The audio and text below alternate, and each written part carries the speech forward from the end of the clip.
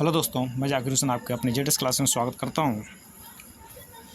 हम लोग आज अध्ययन करने वाले हैं एनसीईआरटी हिस्ट्री क्लास 9 का, और क्लास 9 का फर्स्ट चैप्टर है फ्रांसीसी क्रांति। फ्रांस में जो होती है क्रांति क्यों होती है, क्रांति की शुरुआत कैसे होती है, ठीक है। इन सारी चीज़ों पर देखते हैं, हम अध्ययन करते हैं, ठीक है। यह जो होंगे, यह जो चैप्टर होगा हर प्रकार की एग्ज़ाम्स के लिए होगा। चलिए शुरू करते हैं। दिया है कि फ्रांस की क्रांति की शुरुआत वहाँ से होती है कि जब बात समय 14 जुलाई का था 1789 की सुबह का समय था। और लोग क्या थे कि पेरिस जो शहर था, उस शहर में जो था पूरी तरह से आतंक का माहौल बन गया था।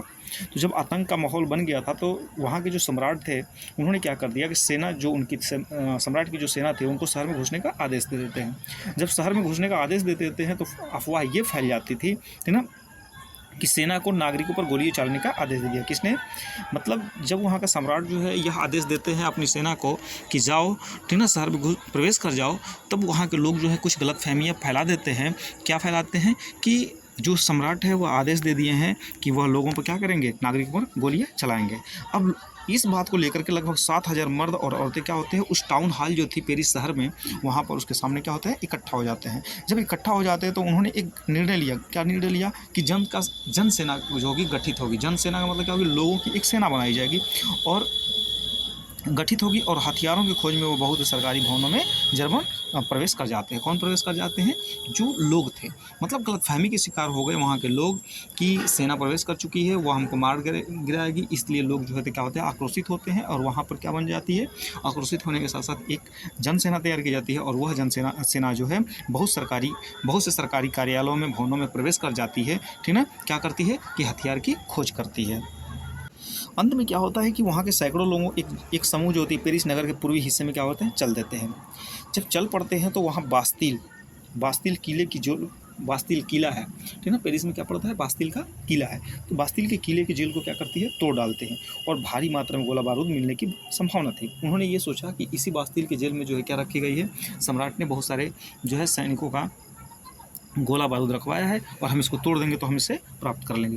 लेकिन हथियारों पर कब्जे की इस सशस्त्र लड़ाई में बास्तिल का कमांडर मारा जाता है। जो बास्तिल जेल का कमांडर था वो क्या होता है, मारा जाता है, और कैदी छुड़ा लिए जाते हैं। जो जन सेना है वह वहाँ के कैदियों को रिहा करा देती है, मतलब छुड़ा लेती है। उनकी संख्या केवल क्या थी, 7 थी। सम्राट के निरंकुश संकेत प्रतीक होने के कारण बास्तिल किला लोगों की घृणा का केंद्र बन गया। जो बास्तिल किला कभी जो था आकर्षण का केंद्र बना करता था, अब जो है लोगों के लिए क्या बन गया, नफरत बन गया। क्यों? क्योंकि उस सम्राट की वजह से वह लोग सोचते थे कि राजा क्या हो चुके हैं, निरंकुश, मतलब किसी का अधिकार नहीं है और किसी की बातों को नहीं मान रहा है। इसलिए किले को ढहा दिया जाता है, और वहाँ पे अवशेष बाजार में उन लोगों को बेच दिए गए जो ध्वंस और बतौर स्मृति चिन्ह संजोना चाहते थे। होता क्या है कि यह जब घटना जो हो जाती है, बास्तिल का किला जो होता है तोड़ा जाता है, लोग जो है सरकारी भवनों में घुस जाते हैं, गोला बारूद की तलाश में करते हैं, कैदियों को रिहा कर देते हैं, बास्तिल का जो कमांडर उसको मारा जाता है। इस घटना के कई दिनों के बाद पेरिस तथा देश के देहाती क्षेत्रों में कई और संघर्ष होने। अधिकांश जनता पावरोटी की महंगी कीमतों का विरोध कर रहे थे। पावरोटी की कीमत क्या हो जाती है, बढ़ जाती है, ठीक ना, और उसका लोग विरोध कर रहे थे। बाद में इस दौर का सिंहावलोकन करते हुए इतिहासकारों ने क्या बताया है, शुरुआती कड़ियों के रूप में देखा, ठीक ना, और कैसे हुआ, इन सारी चीज़ों के देखते हैं। तो फ्रांस की क्रांति कैसे शुरू होती है, कैसे अफवाह फैलाई जाती है, आपने देखा। अब देखते हैं हम लोग आगे। बात है यहाँ पे 18वीं सदी के उत्तरार्ध में फ्रांसीसी समाज के ऊपर 18वीं सदी का उत्तरार्ध है, समापन की ओर चल रहा है, तो क्या उनके ऊपर प्रभाव पड़ता है, देखते हैं। बात है 1774 में। 1774 इसमें एक राजवंश है, कौन? बुर्बो। और बुर्बो राजवंश का लुई 16वां फ्रांस की राजगद्दी पर क्या होता है, आसीन बैठता है। मतलब लुई 16वां जो था फ्रांस की राजगद्दी पर क्या होता है, आसीन होता है। और वह किस वंश से था, तो बुर्बो राजवंश का था। कब बैठता है? 1774 ईस्वी में, ठीक है। 3 क्वेश्चन। लुई 16वां फ्रांस की गद्दी पर कब बैठता है? वह बैठता है 1774 ईस्वी में। किस वंश का था? तो बुर्बो वंश का था। उस समय उसकी उम्र केवल 20 साल थी। जो लुई 16वां जब राजगद्दी पर बैठता है तो उसकी उम्र केवल 20 साल थी।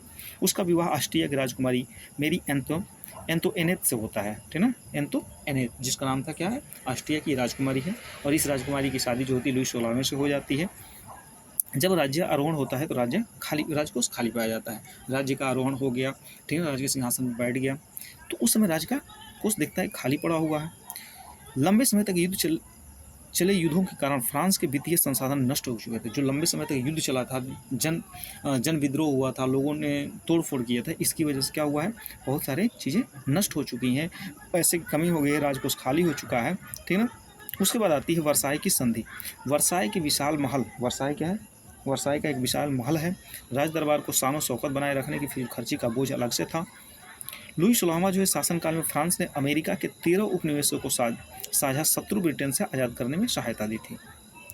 इस युद्ध के चलते फ्रांस पर 10 अरब लिवरे से भी अधिक का कर्ज और जुड़ गया। अब देखिए लिवरे क्या है, तो फ्रांस पर 10 अरब, ठीक ना, फ्रांस में 10 अरब लिवरे, लिवरे क्या है, तो लिवरे मुद्रा है, तो अधिक का कर्ज हो गया और जुड़ गया, जबकि उस पर पहले से ही 2 अरब लिवरे बोझ चढ़ा हुआ था किस फ्रांस के ऊपर। लेकिन जब तोड़फोड़ होती है, राजारोहण होता है, देखा जाता है राजकोष खाली है और शानो शौकत अलग है, तो शानो शौकत भाई करेंगे, ठीक ना, स्टाइलिश में रहेंगे, तो खर्च तो पड़ना ही है। काम 2 रुपये का है, खर्च 10 रुपये का है, तो कर्ज में डूबना ही है। तो फ्रांस के ऊपर जो है पहले से ही जो है 2 अरब लिबरल का बोझ चढ़ा हुआ था, कर्ज था। और जो होता है फिर जब लुई सोलहवां जो होता है राज सिंहासन ग्रहण करता है, तो उसके ऊपर जो होती है और 10 अरब लिवरे से अधिक क्या होता है, कर्ज हो जाता है। देखिए सरकार से कर्जदाता अब 10% ब्याज की मांग करने लगे। जो कर्जदाता थे, जो टैक्स वाले लोग थे, ठीक है, जो पैसा लगाए हुए थे, वो क्या करते हैं, वो कहते हैं कि अब हमें क्या चाहिए, 10% ब्याज चाहिए। फलस्वरूप क्या होता है, फ्रांसीसी सरकार अपने बजट का बहुत बड़ा हिस्सा दिनों दिन बढ़ते रहे कर्ज को चुकाने पर मजबूर थी। उसके बाद यहाँ पे देखते हैं हम लोग क्या है कि देखिए 18वीं सदी में फ्रांसीसी समाज 3 स्टेटस में बड़ा हुआ था और 3 स्टेटस के लोग रहते थे वहाँ पे, एक जनसाधारण की अदा करते थे। वर्गों में विभाजित फ्रांसीसी समाज मध्यकालीन समानती व्यवस्था का अंग था। प्राचीन राजतंत्र पद का प्रत्याग और 1789 के पहले फ्रांसीसी समाज एवं संस्थाओं के लिए होता था। अब यदि बात करते हैं फ्रांसीसी के अंतर्गत, तो फ्रांसीसी के अंतर्गत देखिए पूरी आबादी जो थी, उस पूरी आबादी के अंदर 90% लोग क्या थे, किसान थे। लेकिन ज़मीन के मालिक किसानों की संख्या बहुत कम थी। जो ज़मीन के मालिक थे, किसान तो कितने परसेंट थे, 90%, लेकिन उसमें जमींदार सबसे अधिक थे कि वह लोग क्या करते थे, किसानी करते थे।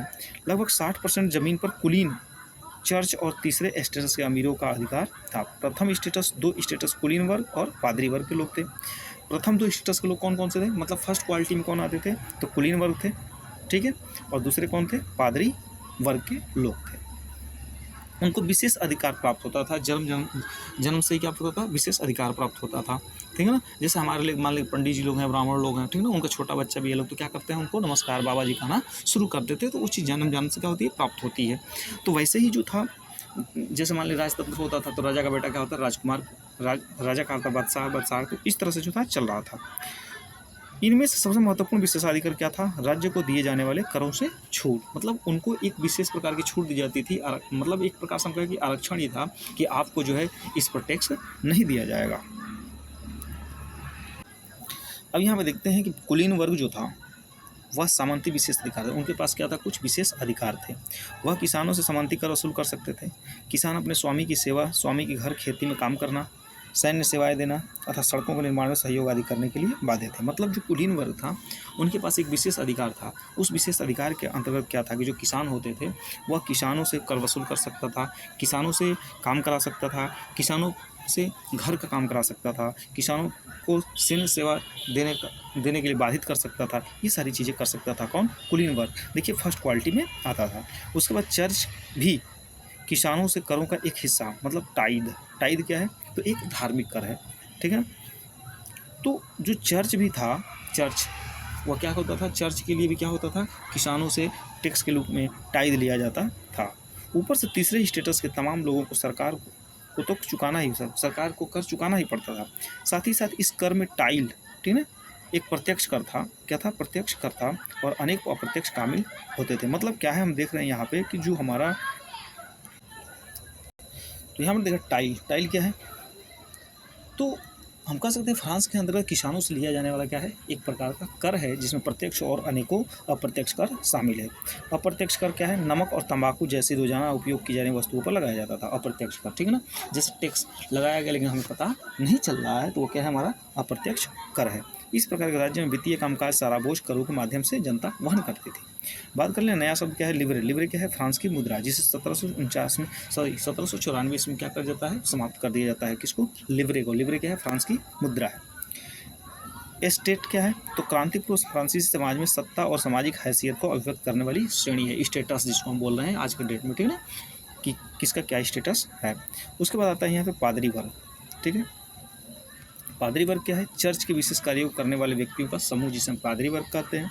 टाइद क्या है, तो चर्च द्वारा वसूल किए जाने वाला कर है।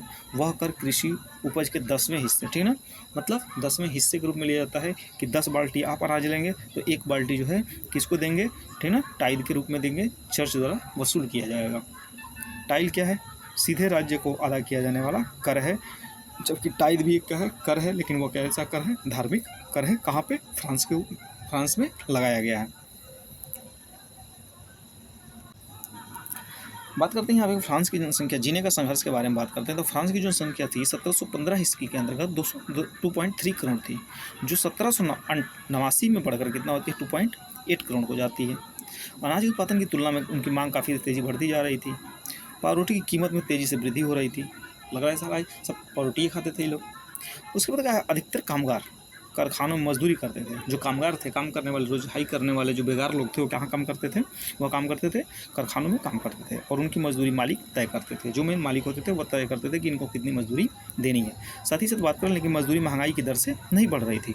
जाहिर सी बात है कि जब महंगाई बढ़ रही है, मजदूरी नहीं बढ़ेगी, लोग आंदोलन करेंगे, विरोध करेंगे, जगह जगह जो है काम करने से मना कर देंगे, ठीक है, तो हमारी आर्थिक रूप से क्या होगा, उस पर प्रभाव पड़ेगा।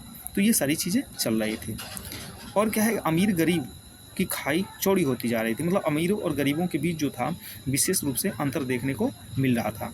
स्थिति क्या होती थी कि अमीर जो है अपनी अमीरियत दिखा रहा था, तो इसकी वजह से जो है अमीरों और गरीबों के बीच जो थी स्थिति जो थी हमेशा विरोध बनी रहती थी, जिससे दिन प्रतिदिन वहाँ पे हालात बिगड़ते जा रहे थे। सूखे या ओले के प्रकोप से पैदावार गिर जाती थी, रोजी रोटी का संकट पैदा हो जाता था। ऐसी जीविका संकट प्राचीन राजतंत्र के फ्रांस में काफ़ी आम थे। अब देखिए जीविका संकट क्या है, ऐसे चरम स्थिति जब जीवित रहने के न्यूनतम साधन भी खतरे में पड़ने लगे, उसी को हम क्या बोलते हैं, जीविका संकट।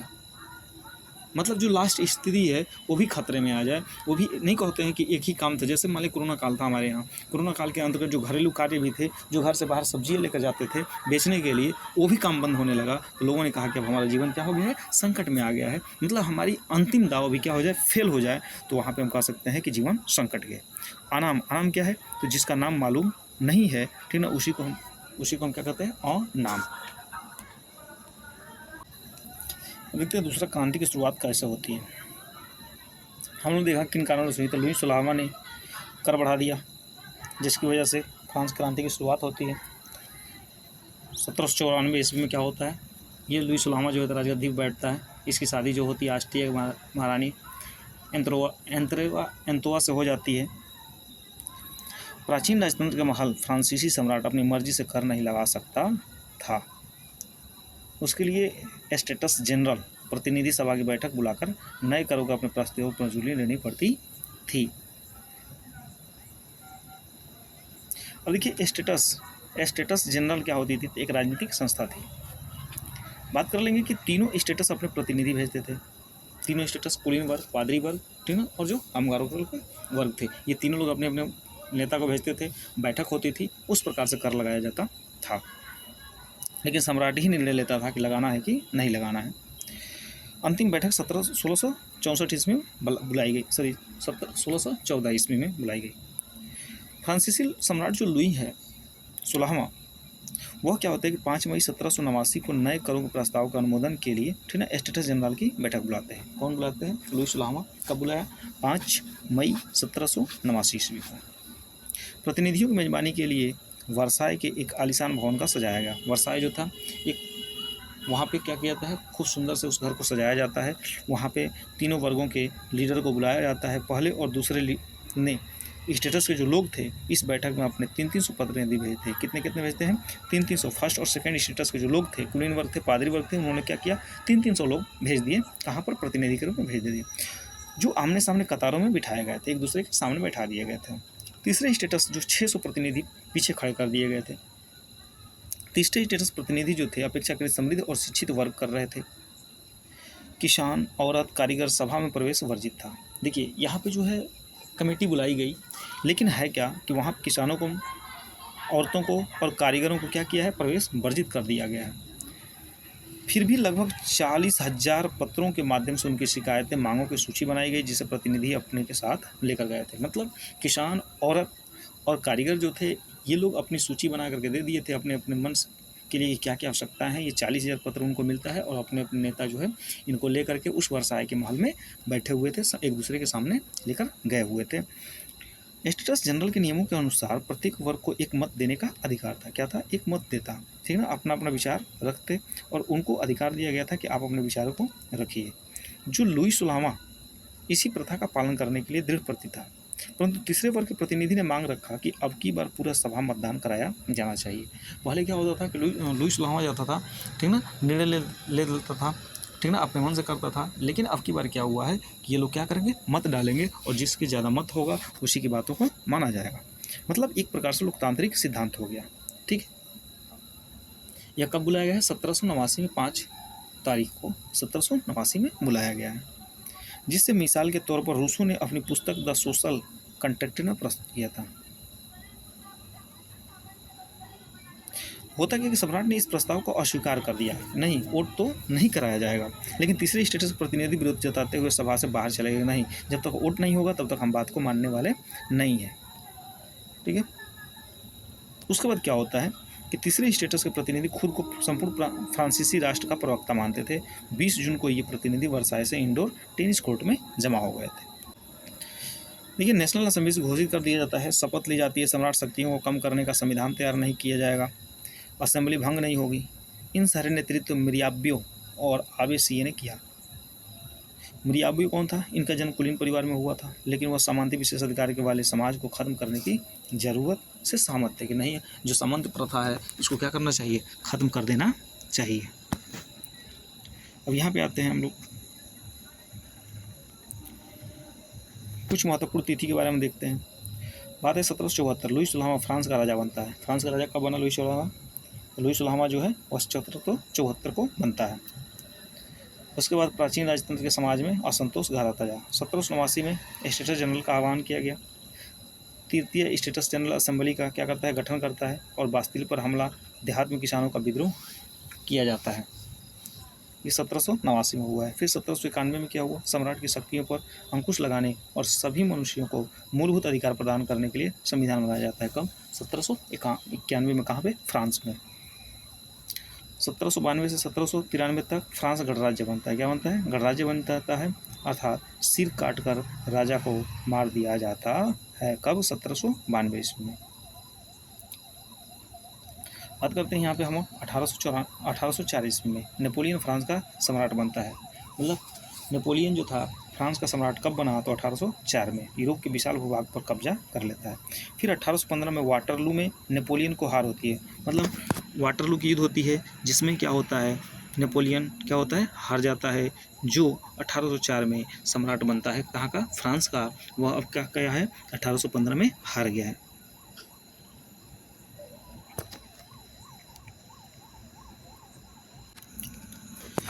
अब देखते हैं कि फ्रांस में संवैधानिक राजतंत्र कब बनता है।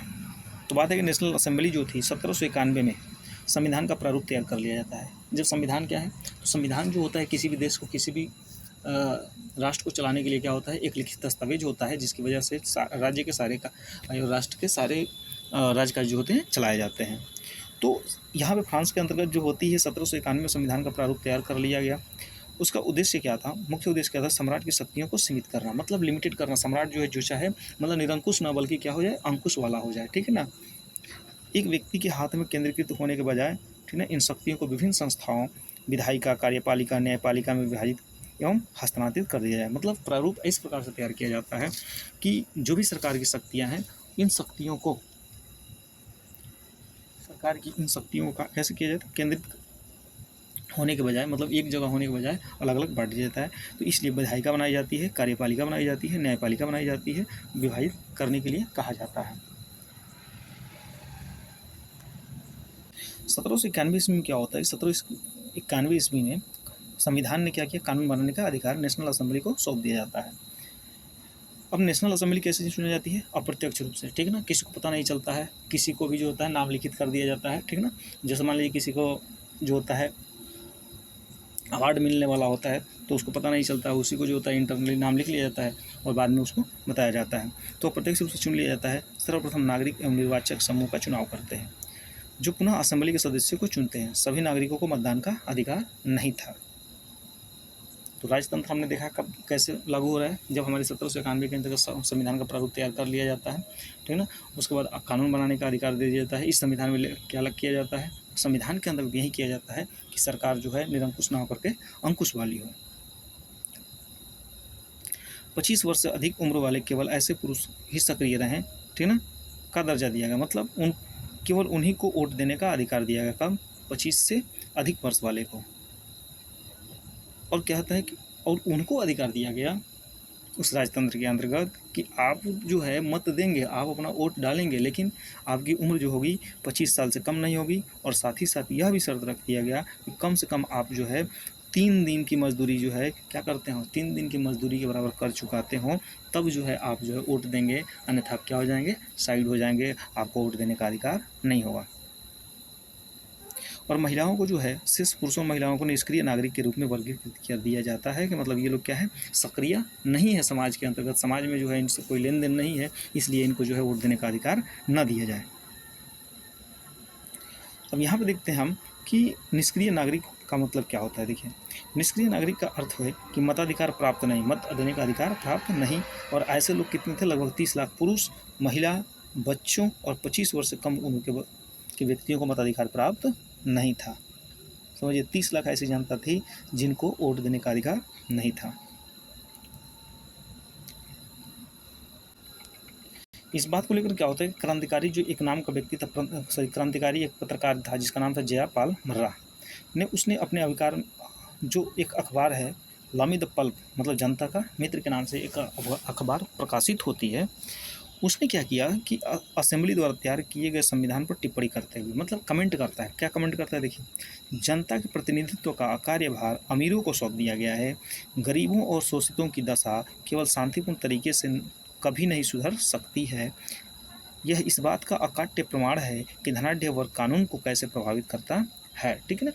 मतलब जो पत्रकार हैं जयापाल मर्रा, वह अपनी दिल की भड़ास को निकालने के लिए अखबार में कमेंट छपवा देते हैं कि क्या कमेंट छपवाते हैं कि जनता का प्रतिनिधित्व का है कार्यभार केवल अमीरों को दिया जाता है, और यह अमीर जो है किस प्रकार से उस कानून का तहस नहस उल्लंघन करते हैं, ठीक ना, जबकि न तो इस गरीबों को शांतिपूर्वक जीने देते हैं और न ही जो है उनको केवल शोषण किया जाता है। जिस तरह उन्होंने कुलीन वर्गों के द्वारा लादे गए जुए को उतार फेंका, ठीक ना, एक दिन भी वह हश्र अमीरों का करेंगे। अब देखिए, पुरुष एवं नागरिक के लिए क्या घोषणा पत्र आता है, यह इसको देखते हैं। घोषणा पत्र में क्या दिया गया है कि आदमी स्वतंत्र पैदा होते हैं, ठीक है। घोषणा पत्र में क्या दिया जाता है कि आदमी जो है स्वतंत्र पैदा होते हैं, स्वतंत्र रहते हैं और उनके अधिकार समान होते हैं। दूसरा क्या है, हर एक राजनीतिक संगठन का लक्ष्य आदमी के नैसर्गिक एवं अहरणीय अधिकारों को संरक्षित रखना है। ये अधिकार है स्वतंत्रता, संपत्ति, सुरक्षा एवं शोषण के प्रतिरोध अधिकार। मतलब उसमें ये दिया जाता है अधिकार कि हर इंसान को स्वतंत्र रूप से जीने का अधिकार है, संपत्ति का अधिकार है, सुरक्षा का अधिकार है एवं शोषण के प्रति यदि शोषण हो रहा है तो उसका हम प्रतिरोध कर सकते हैं, विरोध भी कर सकते हैं। यहाँ पर दिया जाता है कोई भी व्यक्ति या समूह जो है अनाधिकार प्रयोग नहीं करेगा, जिससे जनता की सत्ता को क्या होगी, असुरक्षा महसूस होगी।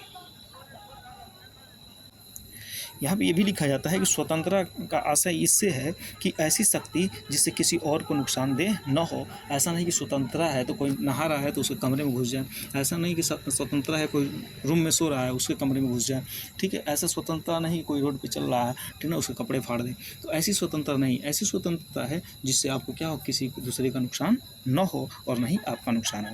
समाज के लिए किसी भी हानिकारक कृत्य पर पाबंदी लगाने का अधिकार कानून के पास है। कानून सामान्य इच्छा का व्यक्ति है, सभी नागरिकों को व्यक्ति के रूप में और प्रतियों के माध्यम से इनका निर्माण भाग लेने का अधिकार है। ठीक है, ऐसे जो होती है घोषणा की जाती है, संविधान बनाया जाता है, ठीक है। संविधान के अंतर्गत जो थी ये सारी चीज़ें क्या की जाती है, लिखी जाती है। देखिए यहाँ पे दिया जाता है 11 नंबर में, प्रत्येक नागरिक को बोलने, लिखने, छापने के लिए आज़ादी है, लेकिन कानून द्वारा निर्धारित प्रक्रिया के तहत ही ऐसा स्वतंत्रता और दुरुपयोग की जिम्मेदारी भी उसी की होगी। ऐसा नहीं कि किसी के बारे में जो है अफवाह लिख दे, गलत छाप दे, ठीक है ना, इससे क्या होगी कि पकड़ भी हो सकती है।